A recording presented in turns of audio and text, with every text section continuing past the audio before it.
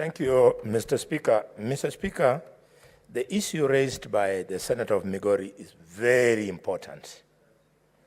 Mr. Speaker, it must occur to us that Morocco, a country in Africa, is the 5th largest economy in Africa. And Kenya and Ethiopia were in position 6. To sit and refuse to have and fail to have formal relationship with Africa's 5th biggest economy is to lose the obvious, Mr. Speaker. I therefore would like to urge the respective committee, would like to urge the Ministry of Foreign Affairs,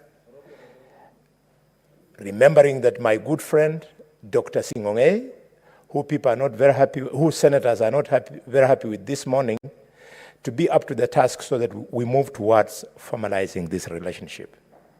The second point, Mr. Speaker, I would like to make is that the East African community has now expanded and invited Somalia into the community. Having done so, it means that some of the good things of Somalia are now on board, but also the headaches that Somalia has. Somaliland, dear colleagues, senators, Somaliland is a headache to the Republic of Somalia. So what, to my understanding, prompted the PS to respond in the manner he did, Mr. Speaker, to my understanding, is the possibility, because we have not talked to him, that Somalia might have raised a formal complaint about the engagement that we were perceived to have made with Somaliland, which is a problem to the country. Mr. Speaker, as I say this, don't let it be lost to this House that even Morocco has a similar challenge in the name of Western Sahara. The moment we shall engage with Morocco, we will have to devise means on how we can deal with the headache of Western Sahara. Mr. Speaker, you and I have the unique opportunity, which we had, that we served in the Ministry of East African Community. And Mr. Speaker, let's not personalize this. After you pulled down your tweet, and after Sing'ong'e had made the comments he made, I have taken time to listen to what Sing'ong'e was saying. Sing'ong'e did not attack the Senate. Sing'ong'e did not attack the Speaker. Sing'ong'e spoke to the mandate of the Ministry of Foreign Affairs. Sing'ong'e emphasized the oversight role of Parliament on matters of international relationship. So why a leader, in fact, a house of sober leaders like this one, would want to belabor and blow that clarification from Sing'ong'e out of proportion, it beats my logic. What are we fighting Sing'ong'e for? Mr. Speaker, with your permission.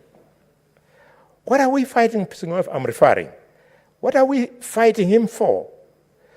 Let's call a spade a spade. Mr. Speaker, Sing'ong'e said the following things. He says, foreign policy of the Republic is the function of the national government. That is a fact. He said, Parliament's role in foreign policy is oversight on exercise of foreign relationship by national government. That is a fact.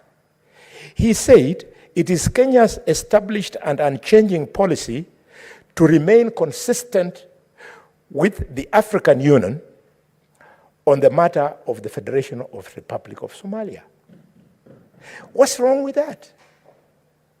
Mr. Speaker, are we saying this Parliament want to push an agenda that is contrary to the position of the African Union on Somalia?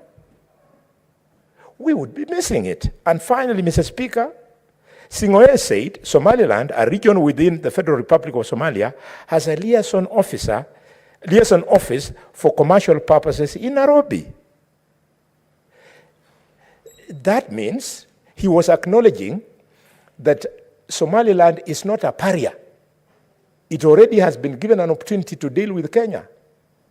I appeal to colleagues that we don't try to kill a fly with a sledgehammer. This is a non-issue. Let the PS of Foreign Affairs enjoy his freedom of thought, freedom of expression. Some of us have had to pay high prices for freedom of expression. Let us not use Parliament to intimidate civil servants. If we want to deal with foreign affairs, there is a substantive minister who we can call here instead of focusing on his civil servant who he can manage himself. Mr. Speaker, sir, Morocco, which is the issue that the member from Migori has raised here, is so important that they are also the giants of soccer in Africa. They have also produced some of the top athletes in this country. Those of us who have had an opportunity to go to Morocco, we know that there's so much we can learn, so much we can partner, so much we can benefit from by relating to Morocco formally. Thank you, Mr. Speaker.